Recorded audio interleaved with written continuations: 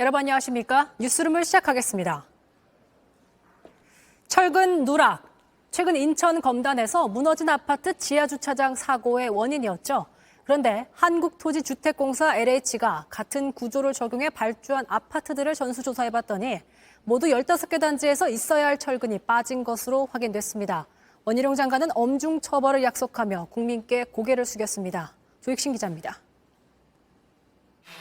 이른바 순살 아파트 논란을 일으켰던 인천 검단의 지하주차장 붕괴 사고. 철근을 제대로 설치하지 않아 생긴 인재였습니다. LH가 책임지고 있는 설계 단계부터 구멍이 났습니다. 지붕을 떠받치는 철근 다발, 전단 보강근을 아예 넣지 않았습니다. 여기에 시공사도 공사 과정에서 철근을 빼먹었습니다. 콘크리트 기둥만 세워놓은 겁니다.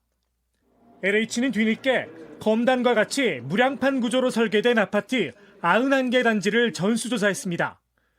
그 결과 15개 단지에서 철근 누락이 무더기로 확인됐습니다. LH는 보안 공사를 진행하겠다고 밝혔습니다. 원희룡 국토교통부 장관은 책임자 징계와 고발을 예고하며 국민들께 고개를 숙였습니다. LH 이한준 사장도 15개 단지 모두를 조사해 한치 의혹도 없이 모두 책임지게 하겠다고 말했습니다. 정부는 민간에서 발주한 아파트 100여 곳에 대해서도 안전점검을 진행하기로 했습니다. 철근 누락 아파트가 추가로 더 나올 가능성도 배제할 수 없습니다. JTBC 조익신입니다. 오늘 전국이 마치 불가마 같았습니다. 우리나라 98%의 폭염특보가 내려졌을 정도인데요. 때문에 온열 질환으로 숨지는 사고도 곳곳에서 발생했습니다. 이번 주말에만 전국에서 모두 11명이 온열 질환으로 숨졌습니다. 김지성 기자입니다. 모자도 양산도 뜨거운 햇살을 막지 못했습니다. 시원한 음료로 목을 축여보지만 더위를 피하기엔 역부족입니다. 어른들은 그늘 아래 머물고 어린이들은 물줄기를 맞으며 더위를 식혀봅니다. 되게 덥고 지금 옷을 다 벗고 싶을 정도로 습합니다. 지금 모자까지 눌렀었는데도 몸이 사그라지지 않아요. 물을 제일 많이 마셨던 것 같습니다. 오늘 전국 곳곳엔 폭염 경보가 내려졌습니다. 이틀 연속 체감 온도가 섭씨 35도가 넘을 때 발효됩니다. 서울, 강릉, 대구, 청주 등이 35도를 기록했습니다. 이런 탓에 야외 작업을 하다 목숨을 잃는 일도 속출했습니다. 폭염 경보가 내려진 경북에선 어르신 4명이 잇따라 숨졌는데 소방당국은 이들의 사인을 온열 질환으로 보고 있습니다. 환자도 크게 늘었습니다. 질병관리청에 따르면 지난 26일부터 29일까지 나흘간 온열 질환자는 255명으로 집계됐습니다. 오늘 같은 찜통 더위는 한동안 이어지겠습니다. 서울은 다음 주 내내 열대야도 예상됩니다.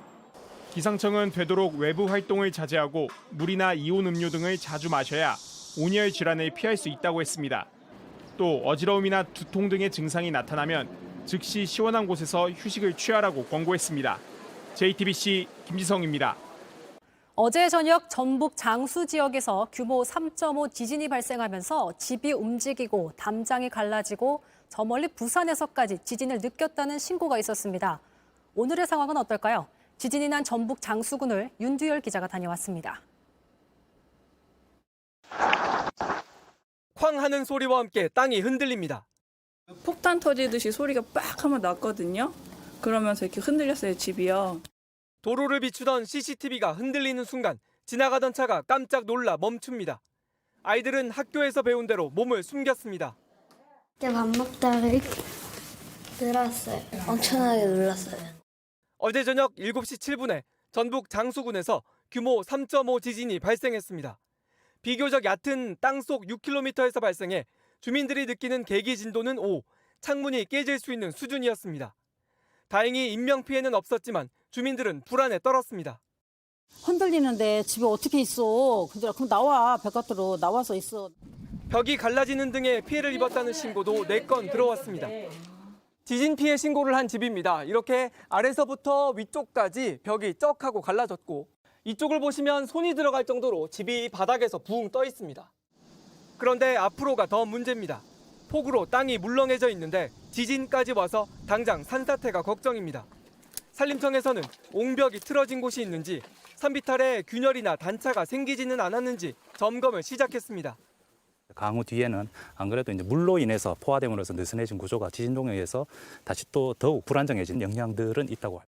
행정안전부는 추가 지진 발생 가능성 등에 대비하기 위해 지진 위기경보 경계 단계를 유지하기로 했습니다. JTBC 윤두열입니다.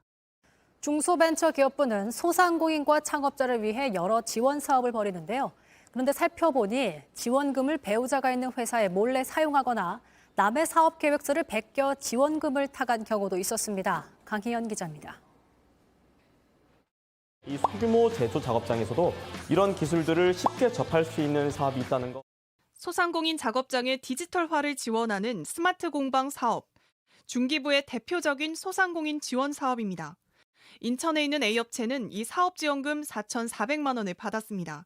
그런데 이 중 2,800여만 원을 자신의 배우자가 임원으로 있는 업체에 몰래 일감으로 준 사실이 적발됐습니다. 지원금은 해당 업체의 가족 등 특수 관계인의 사업엔 사용할 수 없지만 이를 지키지 않은 겁니다. 지난 3년간 이렇게 모친 배우자 등 가족회사에 들어갔다 적발된 정부 지원금은 약 7천만 원입니다. 창업 지원금도 줄줄 새긴 마찬가지입니다.